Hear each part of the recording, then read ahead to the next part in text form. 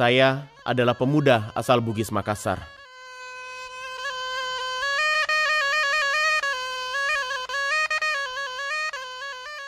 Sejak kecil, saya dididik oleh orang tua supaya menjadi pribadi yang tangguh, pemberani, dan pantang menyerah.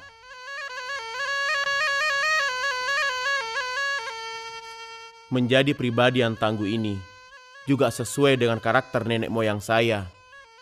Saya bangga menjadi keturunan Bugis Makassar. Nenek moyang saya adalah pengembara ulung. Mereka rela menanggalkan semua atribut, mengarungi samudra menuju negeri asing, dan meninggalkan negeri leluhurnya.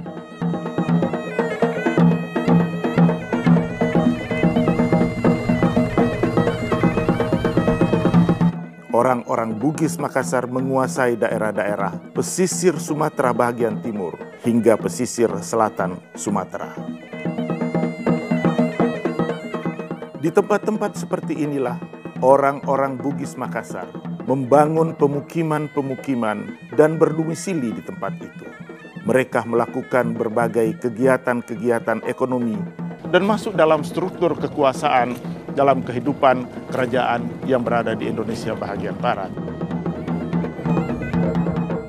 Dari Bengkalislah, Opu 5 bersaudara mengontrol semua kegiatan perdagangan dan menguasai jalur pelayaran Selat Malaka dan sekitarnya, sampai pesisir utara Pulau Kalimantan.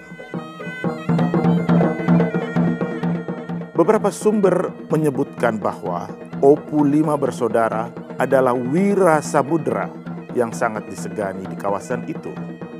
Tidak hanya oleh para migrasi, tidak hanya oleh para pedagang dan pelaut, tetapi juga oleh lanun yang oleh orang barat disebut bajak laut.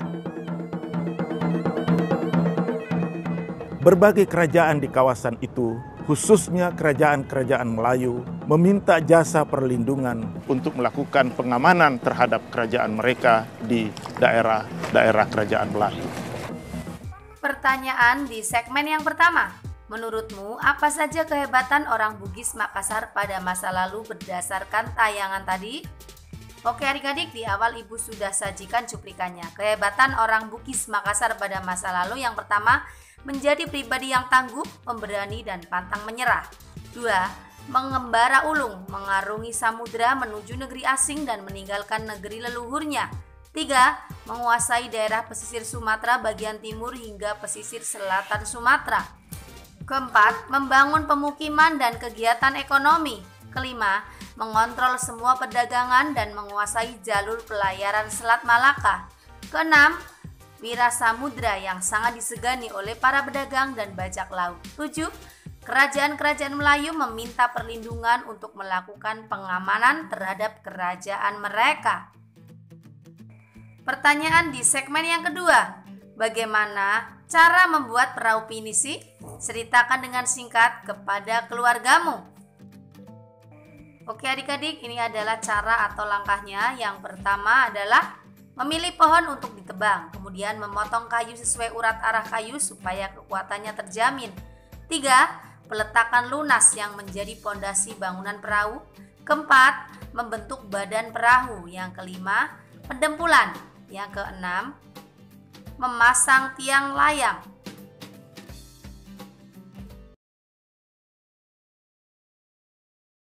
Nama saya Rahma Japar. Saya merupakan anak ke-6 dari Bapak Haji Muhammad Japar, dan saat ini saudara-saudara saya sedang melakukan suatu pekerjaan di mana itu adalah buah karya dari Bapak saya yang sekarang sementara dikerjakan di Belgia untuk pameran Europalia. Yang saya sangat bangga kepada sosok Haji Muhammad Japar, selain penampilannya sangat sederhana, meskipun dia sekolahnya hanya tamat SD, tidak tamat SD karena dulu adalah sekolah rakyat, tetapi dia mempunyai pikiran yang sangat luas. Bagi saya ini merupakan suatu kebanggaan karena selain Bapak saya mengangkat nama Tanah Biru sebagai Pandita Lopi, ini juga menjadi suatu kebanggaan bagi seluruh bangsa Indonesia karena pameran ini mengatasnamakan bangsa Indonesia. Pertanyaan di segmen ketiga. Apa yang bisa kita teladani dari Bapak Muhammad Jafar, pembuat perahu pinisi? Mengapa?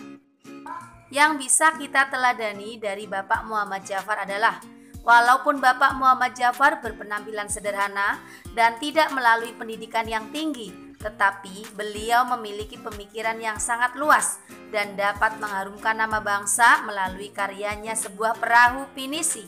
Dengan mewakili Indonesia di Belgia untuk mengikuti pameran Aeroparia, kita harus meneladani sikap beliau yang dapat mengharumkan nama bangsa dan menjaga budaya Indonesia.